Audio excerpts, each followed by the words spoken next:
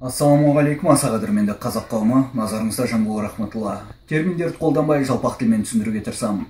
Бірнеше күн бұрын билік өкілеттіктерін бөлу жөніндегі комиссия конституцияға өзгертулер мен толықтыруларды енгізу туралы қаулы шығарған болатын.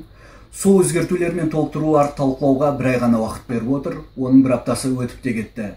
Бізді саясатқа араласпасын деп, алдан ар мекен деп Димашты беріп едік, көбіміз шынымен де соңынан еріп кетті. Сонымен конституция ата заңымыз. Бұл құжат 9 тарау 98 баптан тұрады, мемлекеттің бастапқы саяси және құқықтық құжаты болып табылады. Содан ең басты өзгеріс 2 тарау 26 баптың 1 тармағы деп есептеймін.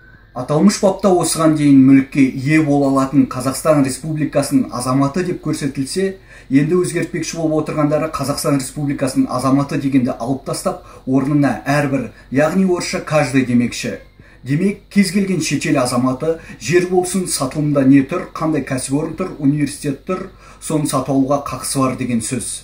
Соңғы кезде халық арасында мейлі Назарбаев конституцияны қалауынша өзгерте берсін, жаңа билік келгенде Назарбаев өзіне арнап шығарған заңдарды алып тастайды деп қате пікірлер айтылып, немқұрайлық танытылып жатыр.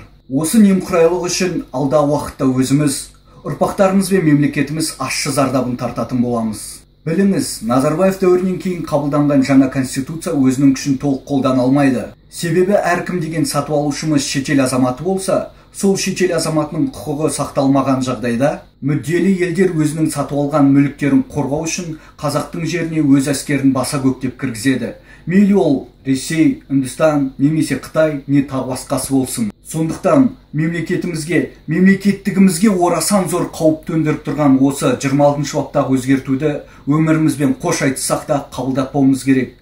Бұл заң парламентте, яғни депутаттарда 25 ақпан осы ағымдағы айдың 25 жұлдызы қабылдануы керек. Соны қалайда болсын тоқтатуымыз керек. Ассаламуғалейкум.